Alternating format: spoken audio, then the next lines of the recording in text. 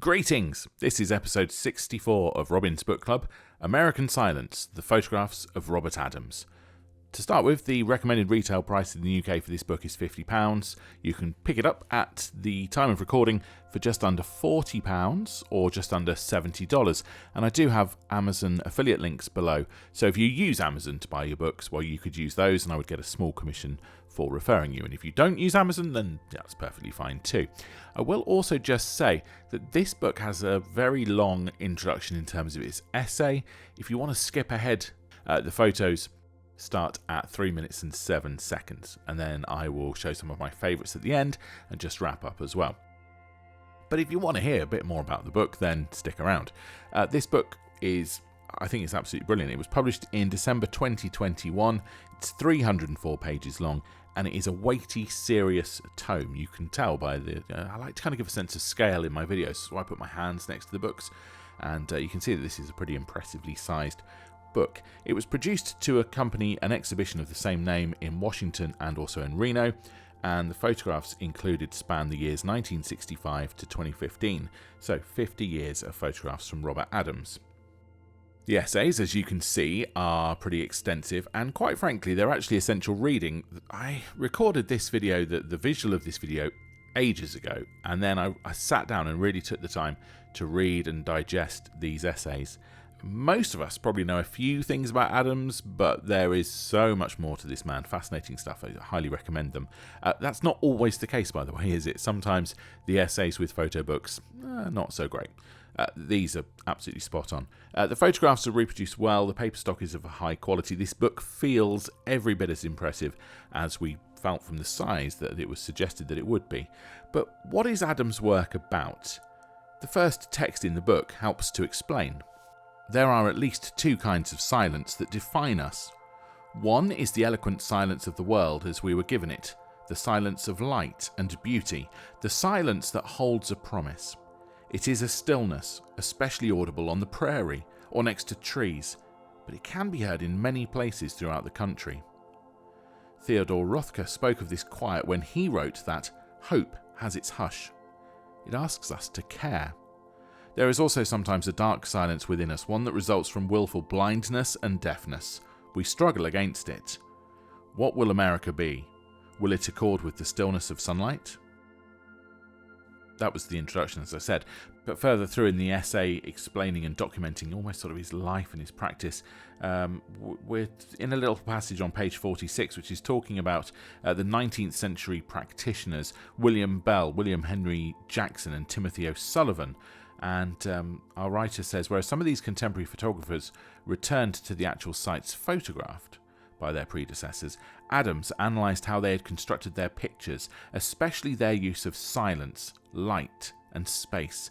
He noted the implication of silence embedded in their photographs. A fact suggested metaphorically by the pictures of visual stillness. He looked at the shaping, animating part played by light, and he examined how the space they depicted looked nearly unmoving, suggesting the photographer's respectful acknowledgement of the geologic and botanic time it took to shape the space itself. I mean, it goes on. There's just so much to learn and so much to take in from this essay, which was written by Sarah Greenough, and there's an afterword as well by Terry Tempest Williams, which is like a kind of a personal response to his work, which again is absolutely fascinating. Now, a while ago, I bought The New West, and I have actually reviewed that as well, so I'll put a link to that in the cards above. And The New West is a work which is beloved of those who enjoy tagging every photo they've ever taken on Instagram with hashtag new topographics. But I bought the book in 2018, and I'm just going to confess now that sometimes I check out photo books in the same way as I would maybe like a new album or even a classic album that I haven't heard before. So sometimes with those kind of records, they stay on repeat, don't they? CDs sometimes, maybe a playlist, but they stay on repeat in the car CD player for weeks. Sometimes, though, one listen is a struggle. And I'll be honest, The New West was a struggle for me when I got it. It felt like, I don't know, coming to jazz when I'd only been listening to power metal or something like that. I didn't understand it. I couldn't feel its tune, its cadence, its soul. I didn't know what it was, and I couldn't really compare it to anything that I knew, except that there was an awareness of the otherness of it to the things that I knew. I don't know what what actually changed over time, it can only have been me, as the photographs are from 50 years ago, so they're immutable. But I felt like reading American Silence now has changed me some more, even more, and given me more insight, loads more insight into the man and his work, and the why of his work. With A New West out of print again and prices 20 times the price they were when they were new, this book can be both a glorious introduction to Robert Adams for novitiates and the full gospel for those who are already true believers.